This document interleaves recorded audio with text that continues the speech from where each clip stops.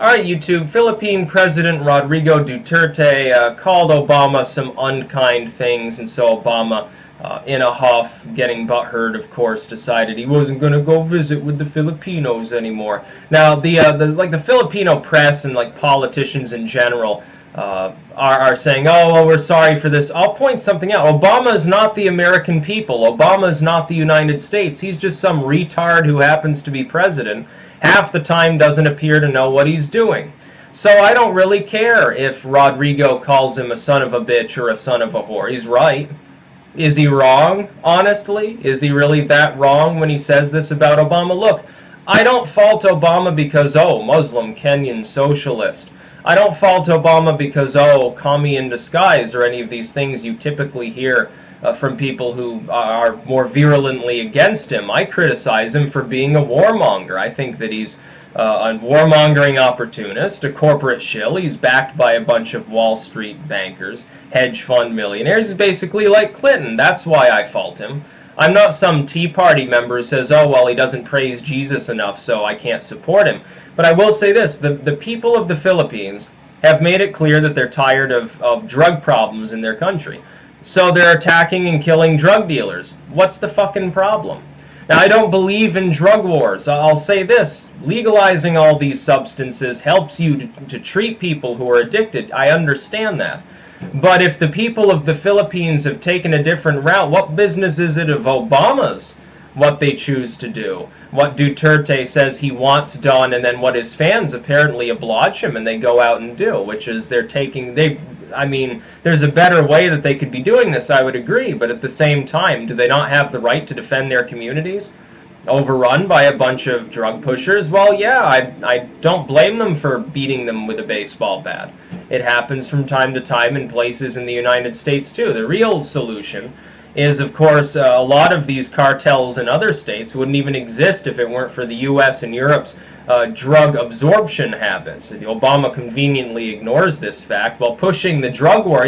The fact that you have people more or less openly out in the streets beating drug dealers in the Philippines, it's still a far cry and far smaller than the drug war that happens here. The difference is the drug war here takes place when heavily armed, militarized police break into somebody's home, sometimes without realizing it's the wrong home, and start gunning people down in a frenzy over a couple of ounces of marijuana.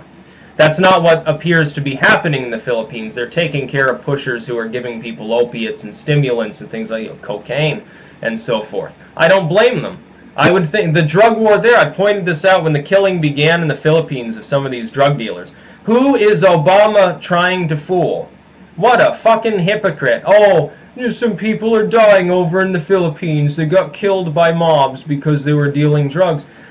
The drug war in the United States has killed tens of thousands of people directly, tens of thousands of more indirectly, has caused probably millions and millions of burglaries, has caused prostitution, has caused every ill under the sun in this country at high levels because of its all-prevailing stupidity, the way it's being carried out by the U.S. government and its existence in the first place, and moreover has led to the imprisonment of millions of people who have done nothing to anybody else. So when Obama or anybody else in D.C. tries to play moral police with the Filipinos and say, oh, well, drug war in Philippines bad, well, apparently they think drug war here in the United States is just fine and works. You see, when they're the ones exercising their militarized power, it's a virtue. But if it happens in another country, oh, it's evil. Think of the children. Think of people's civil and human rights. What civil and human rights? Our government ignores them constantly and has for decades on this issue. So I'm not going to listen to a damn thing that Obama has to say. Good on Rodrigo for calling Obama what he is. He's a fucking hypocrite. Not because he's Muslim, Kenyan, socialist. Leave that issue alone. Focus on pragmatism. Has he done anything that he promised to do? Has he made us safer? Has he drawn us closer to our allies? No. He almost alienated the UK with the Brexit nonsense that he got involved in like a total retard.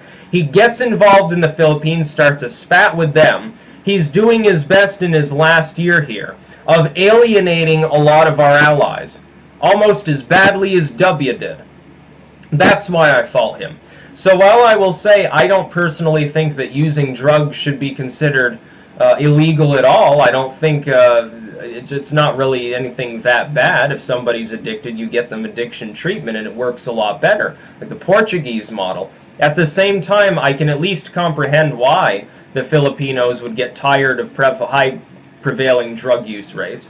I can understand why they would be dragging dealers out in the street and beating them. And let's face it, some of these people are involved with other crime as well, like human trafficking, child sex rings. They're selling weapons, in addition to drugs, or they're literal pushers. They do try to get people addicted. It's not common per se here, but I can imagine it's a little bit different in some, densely populated, developing, but not quite developed yet nation like the Philippines.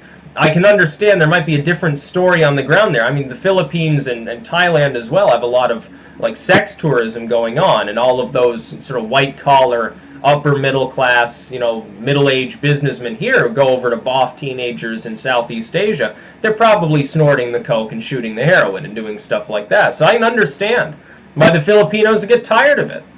Get tired of the fact that there's prevalent poverty there. It's fed by these same gangs and drug dealers anyway. And the poverty just leads to more human misery, and then people are selling their bodies, people are selling drugs, people are taking out hits on each other. It's a spiral of stupidity. I'm not surprised they're reacting this way. So-called human rights. Well, the United States is one of the gravest violators of this. Not because the people of the United States have done anything wrong, but because D.C. is overrun by warmongers for some time, decades and decades, since Vietnam. Since then, we've constantly gotten involved with these other countries. We keep invading them in the name of humanitarianism like we did in Iraq. Did it help anyone? No, it killed 500,000 people. That was W's fault. It was Clinton's fault. People like Obama were in favor of it when it first began for political reasons. Then, when it became clear it was no longer popular, suddenly there was a moral onus against all war, and they were hippy-trippy and waving peace signs around. I was against it then, I'm against it now, and I think we should leave the people of the Philippines alone to sort out the problem. I think they should be encouraged to sort out the problem. If you want it to be done in a different way, a more humane way, the way to go about that isn't to start calling names of Duterte, or I'm probably pronouncing that wrong. Say, oh, well, there's some human rights abuses going on over there, blah, blah, blah. Yeah, okay, all those drone strikes in Yemen that killed thousands of children, Obama, that wasn't a human rights violation. The fact that 75% of those killed by U.S. drones are civilians having nothing to do with any war or struggle anywhere in the world, the fact that it's happening more and more prevalently, the fact that you wanted to bomb civilians in Syria in order to start a ground invasion, the fact that you praised the Muslim Brotherhood that tried to turn Egypt into a Sharia state, the fact that you praised the ousting of Gaddafi and the destruction of what had been the stable state of Libya, the fact that you praised militants in Tunisia that got their asses thankfully handed to them so that Tunisia didn't fall. This is the same Obama that wants to rant about human rights in the Philippines or anywhere else in Asia. These people are far more moral than him. If a person kills 1,000 people, it's a drop in the bucket compared to what Obama's actually responsible for. Bush, Obama, Clinton, all these retards. So him lecturing the Filipinos on human rights is a sight to behold. It's quite funny. It's very, very amusing. That's about all. Peace out. So let me just go over the. Okay. Would you like me to make an open statement? Yes. It will be just to say that we would like to thank the People's Republic of China for allowing us to visit the country and to have a wide-ranging bilateral talks regarding shared mutual benefits and other issues that are of importance to the regional peace and security, particularly the Southeast Asia. We have identified broad outlines there can be no specific agreements at this time, and we would be glad to engage them in every other way we can to enhance the peace of the region. I am ready to answer your questions.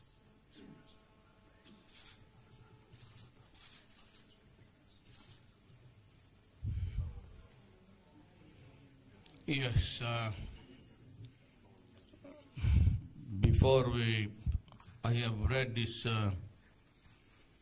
short of the talking points about the tropical cyclone Lawin, which should hit our country, make the landfall any hour now.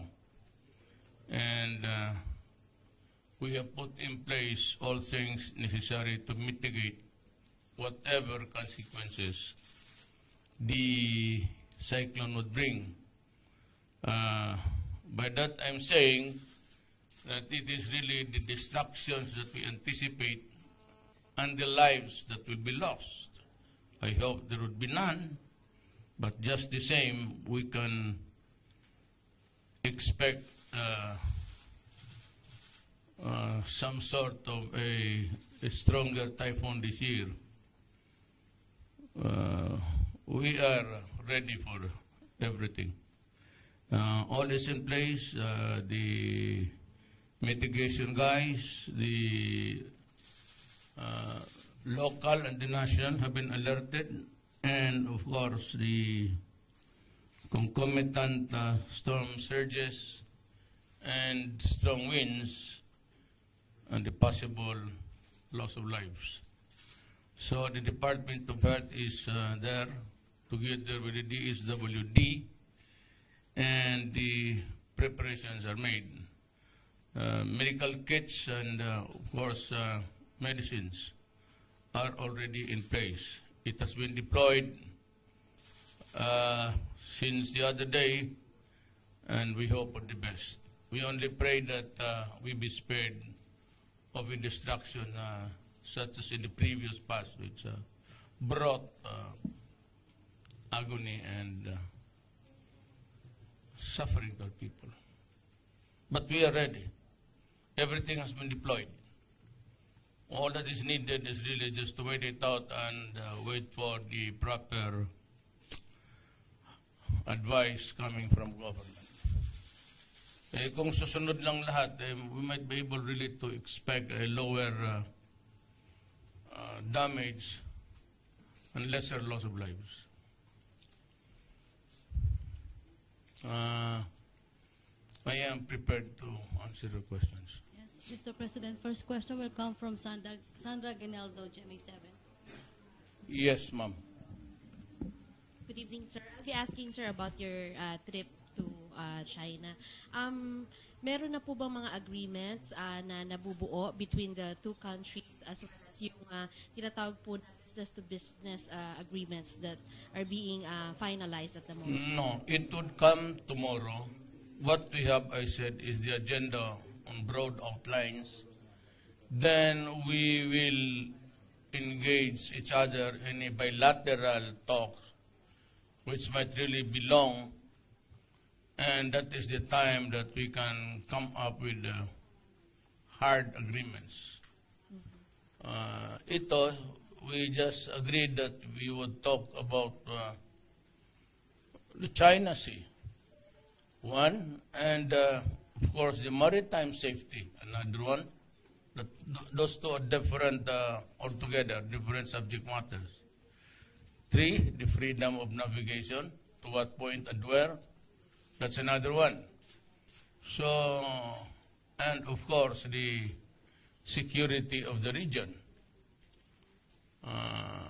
We have read the outlines, I said the broader ones. We have reviewed it thoroughly, and during the bilaterals, there would be specific agreements arrived at. I am sure. As there would be disagreements also, which we cannot avoid, but we can maybe dispense it altogether and put it to another day. Kung hindi tayo magkaintindihan.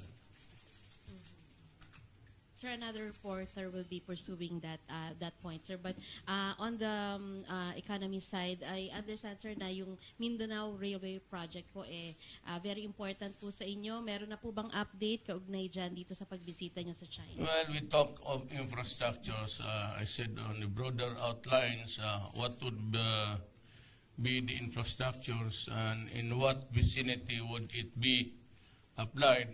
Part of it is really the railway, which Mindanao has been craving for ever since, and even in the Luzon Islands. But part of that really is also a critical issue of the traffic in Cebu. Unlike in other places, other provinces, we might not really be so persistent about it. But Cebu has one of the crowdest congestions outside of Manila. Davao is nearing but not so. But in a scale of 1 to 10, if you put Cebu at about 8, Davao is nearing about 6:30. Might as well in that para may visual tayo kung saan tayo pupunta. We'll do it that way. So, ganon. But my opening statement previously was that no country in the world ever progressed or move on faster in development if you do not have the railway. The only problem is Mindanao, what was taken up by the security guys, and which was really correct, was that how about the peace and order? There might be some purposely,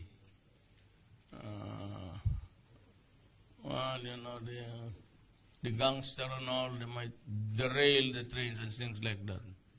But I said hand in hand with really the improvement of the lives of the people would be the accompanying lessening of rebellion. And there's enough livelihood for everybody.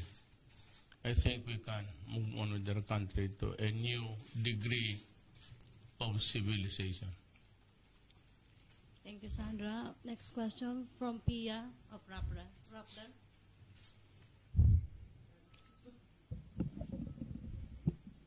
President, good evening. My question has to do with the West Philippine Sea dispute. Mayor, will you be, is joint exploration for oil and gas in the West Philippine Sea something you are planning to bring up or propose to President Xi Jinping during your bilateral talks? No, I do not think that would be right. I have yet to go, it's not, well, of course, the Philippine, in our side, in styles of the America and the Philippines, we follow the executive department, a strong one, and it is the president who declares the national policy, and he takes use of foreign relations. But that is up to words alone. But if you plan to give up something, if you plan to give up, or if you plan to share what you have, if it is really yours, then you cannot talk about it openly on your own. This has to be with the consent of Congress and everybody, every Filipino involved in town. So at this time, I am not empowered to do that. I cannot give something, and I cannot also add what has not been given me. Sir, follow-up question. Will you be bringing up naman po the issue of fishing rights in the West Philippine Sea? And what if China gives concessions on this but will give conditions? What will you do, sir? I will mention it in passing. It's very important because it's livelihood. We will not talk hard on who owns what, because that is contested. Insofar as on the side of those who believed in the International Court of Arbitration, we have won. But on the side of China, that is not a verdict that is acceptable to them. So in other words, the reality there now is that there is a contest and a conflict. And if you think that there will be an agreement where we give or take or go into a compromise, that has not been taken up even locally. And you would know because you are from there. There has not been any meeting between the Congress and the Executive Department and even the Supreme Court. Justice Carpio was been talking a lot about it.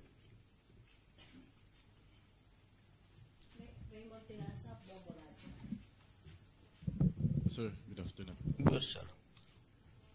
Sir, now that we are to start our formal, bilateral meeting with the Chinese counterparts, are we looking or any plan after what we are trying to start any foreign policy? Are we trying to seek or start a joint military or any military alliance with our Chinese counterparts? There will be no military alliances entered into. There will be no military alliance broken.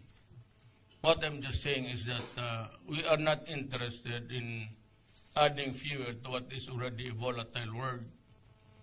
And I said that there is just no such thing as allowing the missiles there or missiles there. I would not allow it. And I have repeatedly said, anybody who wants to think about, who talked about Third World War, and even a conflict on a regional level, low intensity thing, it would not promote anything. I am not into that.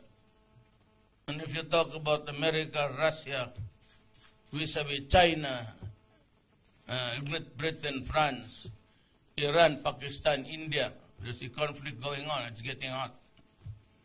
And if you think that if those nuclear bombs will explode at the same time, then we might not be able to board the last plane out of China. Because it will just simply end the world. So what's the point of talking about, why should I borrow missiles or ask for nuclear bomb? For what? Those just crazy people who want to pull stuff on a matter of national pride. Sir, last point, with regards to your campaign against drugs, now that we are in China, do we intend to seek a high level of cooperation on to interdict and to resolve this drug menace and crisis in our country? What we should expect really is the appropriate word that China had said. It is supporting our drug war. It does not need any additional firearms. It does not need any cannons or any weapons of human destruction. What we need really is a vigorous law enforcement. And I have said already that they are willing to help us in the matter of the treatment and help in the logistics in building the rehabilitation centers, for we are pressed at this time of the funds, and have assured us that they will support our stand, even internationally, that we are doing it right. And as I've said, we are. I'd like to remind everybody, we need not repeat the personalities or the persona or the countries, that the Philippines has every right to defend itself as a matter of self-preservation.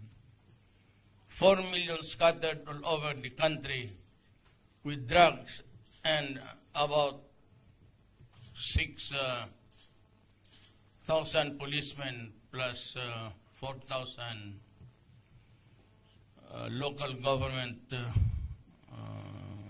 mayors, governors, government officials, and the basic political units already taken into the drug scene. We have anarcho-politics. I know it's late in getting into the head of everybody that the portals of the national government have been opened to drug influence. Look at the Lima. You think those officials who testified against her are lying? There's so many NBI agents and all, and her odious character. She's raising the view of womanhood to take away the heat, more than just being afraid of being put into disrepute. Is the fact is, if those connections are true, she will rot in jail. She will rot in jail. It's no bail.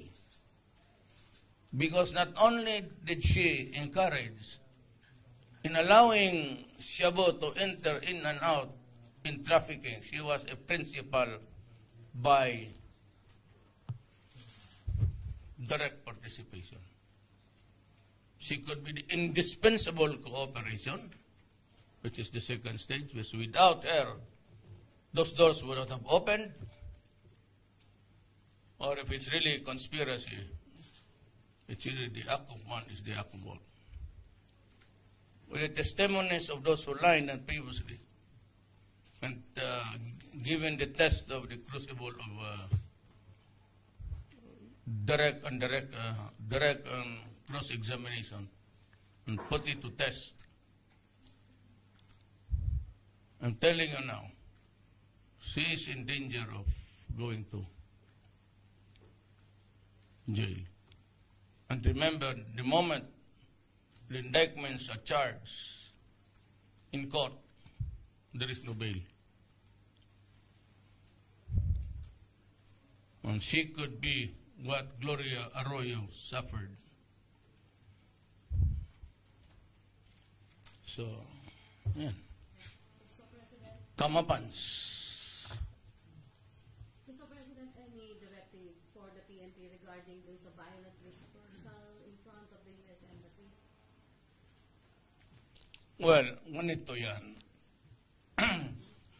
Whether it is a friendly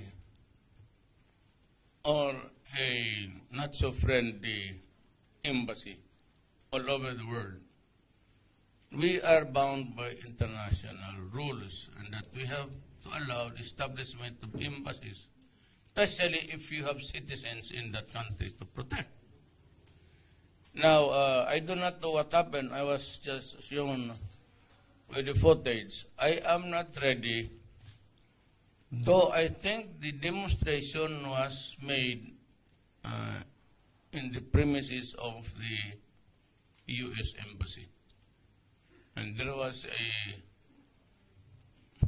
dispersal, and given my orders for a maximum tolerance policy sa police, let them, as I said early on, if you want to demonstrate, tell me. I'll give you a permit for 1 week. Just do not invade the constitutional orders of the right also to use the streets and be safe. I will have to investigate. I will have to make calls tonight. But just to be very sure that I do not commit or I do not stray along other side issues, I'll just wait for the official announcement to make upon my arrival. By that time, I would have completed my assessment, personal, which will be provided by the police and the military. And of course, not only them, but the DILG.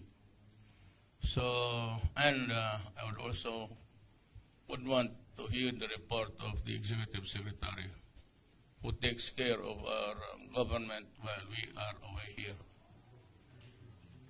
I'm not going into the blame game. I'm not going into the blame game at the start.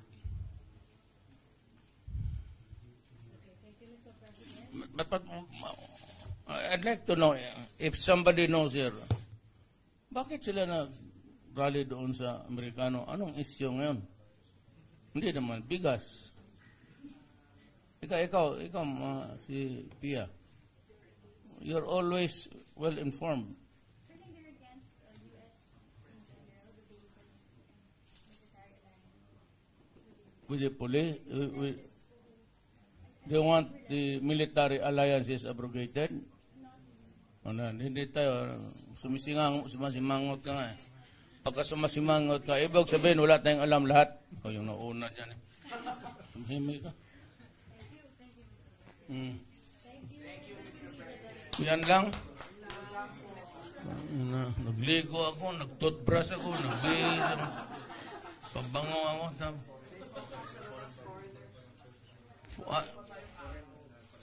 Ito, kasi ito mga ano to.